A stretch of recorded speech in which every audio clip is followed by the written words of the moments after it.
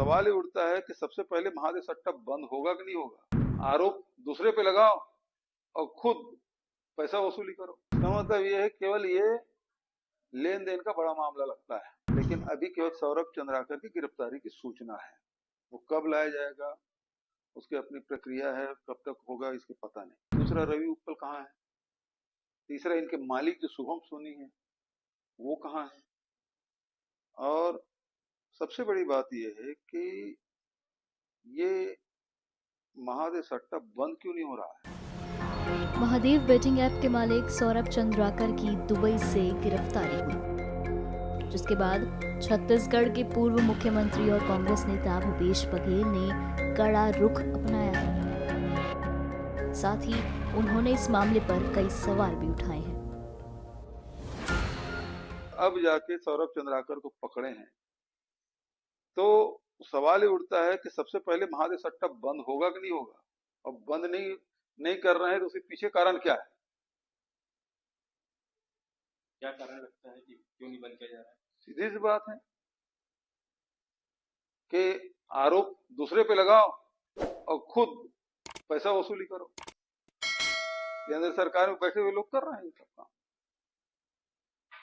तो कहीं ना कहीं जो मामला है लेन देन का ये कि सौरभ चंद्राकर को के पीछे सरकार जो है। हाँ भाई, भारत सरकार चाहे तो क्या नहीं कर सकती। वैसे भी भारत सरकार जितने भगोड़े हैं उसको तो एक को पकड़ के ला नहीं पाई। उस समय भी एक को पकड़े थे और काउंसिलेट जनरल है वो उसको बयान लेके छोड़ दिए। चाहे तो उस समय गिरफ्तार कर सकती थी, लेकिन उन्होंने किया नहीं।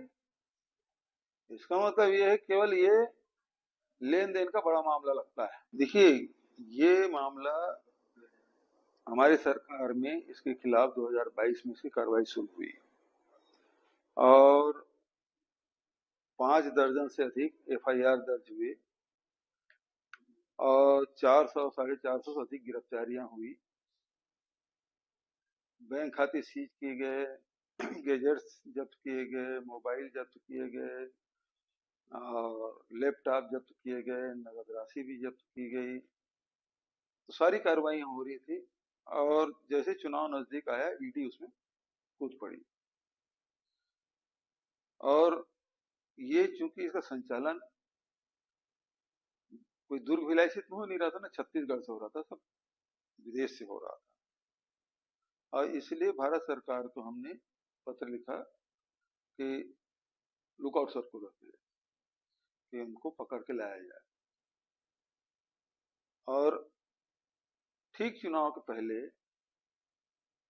इसके पहले चल रहा था रवि उपल और सौरभ चंद्राकर के खिलाफ केस।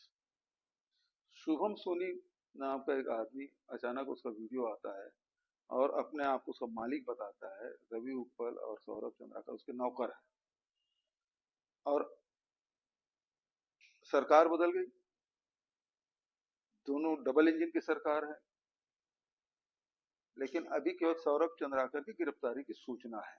वो कब लाया जाएगा उसकी अपनी प्रक्रिया है, कब तक होगा इसके पता नहीं। लेकिन दूसरा, रवि उपल कहाँ है।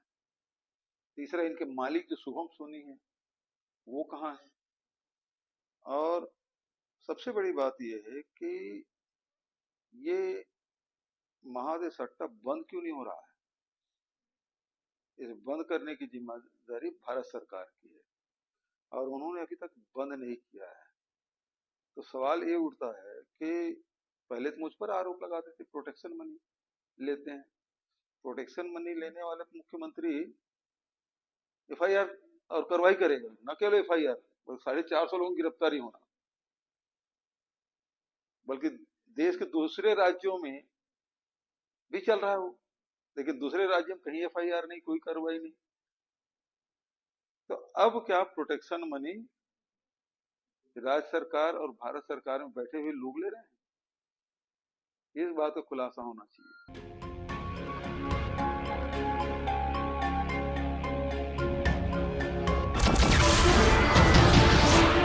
नमस्कार, मैं हूं मानक गुप्ता। अगर आपको हमारा ये वीडियो पसंद आया हो तो इसे लाइक और शेयर जरूर करें और हां, हमें सब्सक्राइब और फॉलो करना ना भूलें। ताकि आप देश और दुनिया की कोई खबर मिस ना करें। तो जुड़े रहिए हमारे साथ और देखते रहिए News 24।